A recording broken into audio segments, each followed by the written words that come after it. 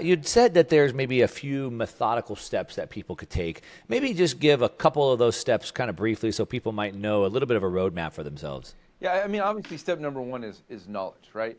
Decide that you're going to make this a pursuit. If you want to be a millionaire, you want to be a multimillionaire, step number one is you have to decide you're going to be a multimillionaire.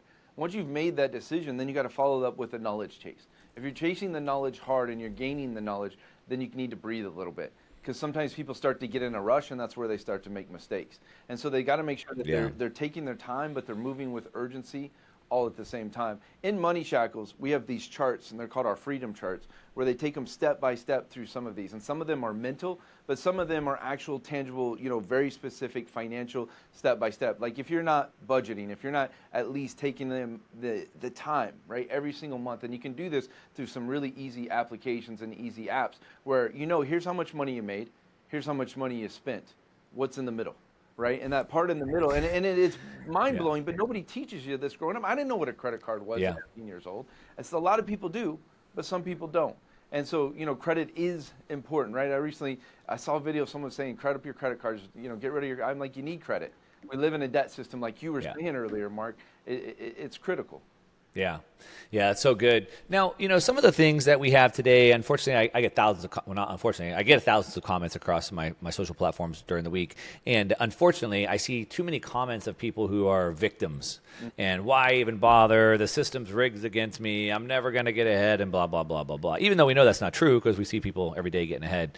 But I think a lot of it comes down to sort of like this economic discrimination where really the kind of rules are set up to kind of favor a certain group of people. So, for example, like accredited investor laws or something like that.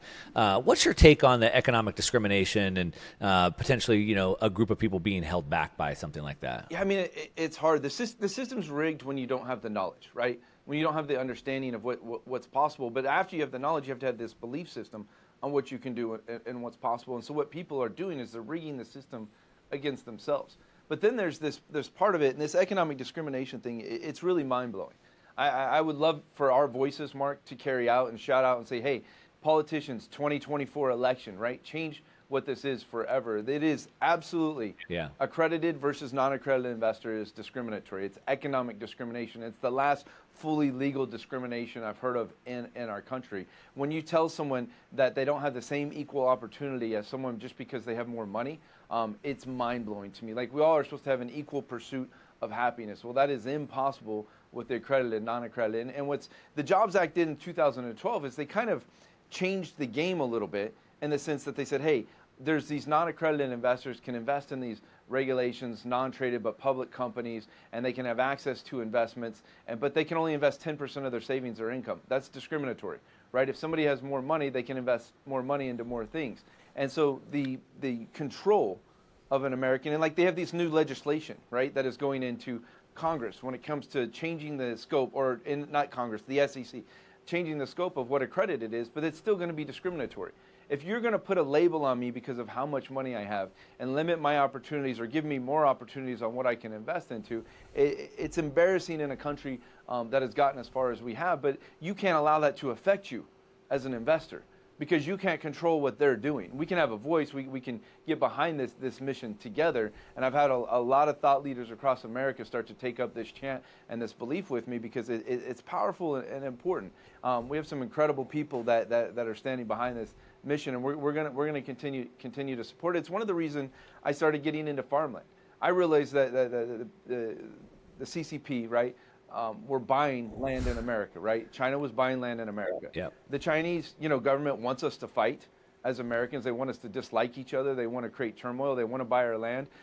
Recently there's been a lawsuit. I actually think it's in California, right? I told Gavin Newsom, I said, you got to step up, right? I did this great video on it because he needs to step up and put an end to it. There's, acreage bought right around a military base there in California. And I don't have the article sitting in front of me in this moment, but it's mind-blowing. So we started buying American farmland when the pandemic hit, and we found that every single acre of land is just like an apartment, just like a rental.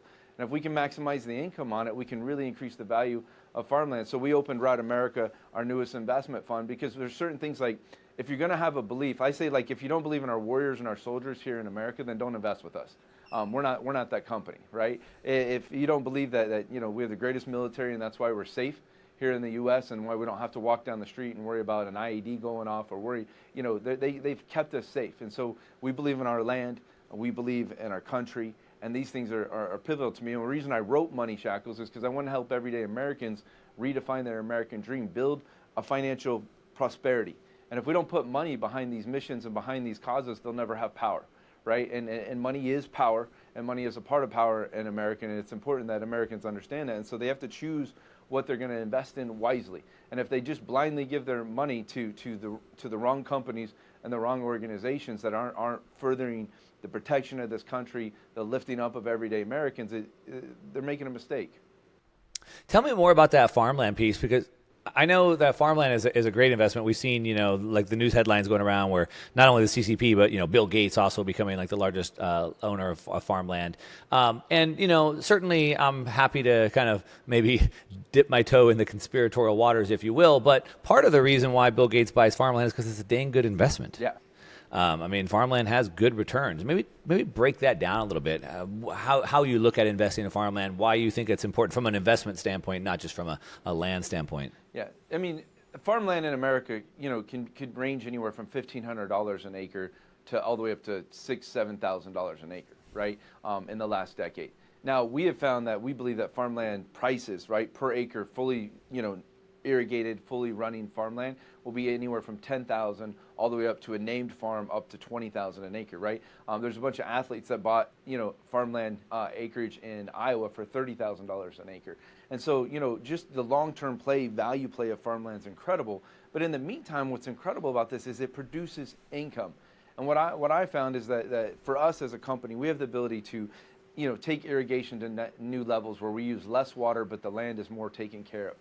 To take soil testing to another level so that it yields more crops, right? We're a big believer in natural and pure farming. We even do some no-till farming so that the land is growing and being replenished, because soil is one of our great natural resources in America. We're one of the great food suppliers in the world, and so our ability to take farm, increase the income, be able to take, in some ways it was take advantage of what hyperinflation was going to bring. I knew that there were supply chain issues when the pandemic hit. I knew that Russia and Ukraine were fighting wars, and so Ukraine's the largest producer of wheat in the world, so we planted wheat on our farms, and we went up 2x, right, in value over that period of time. And so for us, it's about, what's going to produce the maximum return for our investors, but also protect our country and be a good investment for people. And so I love farmland. Like, we've gone from a few hundred acres to thousands and thousands and thousands of acres as a company. And we opened Rad America because we saw this as, instead of Bill Gates owning it, or Bezos, which people don't talk about, who owns a crap ton of farmland as well, right? And right. I don't have anything against, wealthy Americans owning farmland unless they have nefarious purposes or causes, right? And so for me, I'd rather, keep foreign countries from owning American farmland, which is important to me. And laws have passed in Arkansas, Iowa, Florida, right, limiting that. And I think every state in America should limit that. And so for me, buying this farmland, making it produce great income, taking care of the land, keeping developers out who want to turn good American farms into, the next high rise. There's plenty of land that isn't farmland that they can turn into the next high rise. And so for me, it's about making these great investments. But the returns have been mind-blowing. Our one Weezer farm we bought for $8 million. We sold off 160 acres and made a $500,000 profit on it. And the last appraisal we had in December of 2022 was $24.5 million on the property. And wow. Now, as an average American, you could say, well, I could never buy that myself. I get it. Neither could I. So the question was come down, and I'm very wealthy. And so the question comes down to is how did we do that? Well, we did it together through the fractionalized ownership, through the systems. We've become one of the largest crowdfunders in America. And for me, investing in the right things with that money is critical. I always say to my investors, it's your money. Let us be a steward. Let us be a guide. Let's put it to work for you, right? And there's other companies that are incredible that people can invest into. And so in Money Shackles, we actually give all the crowdfunding platforms that we think people can go to and really take a look at alternative investments. We give you the tools. It's an awesome way to do, man. Thank you for letting me share it. Yeah, that's awesome. I love farmland. Farmland's been a great way to store wealth for a long period of time, and it's important to keep it decentralized. So I'm all in on farmland. Maybe because my grandfather was a farmer, my father was a farmer,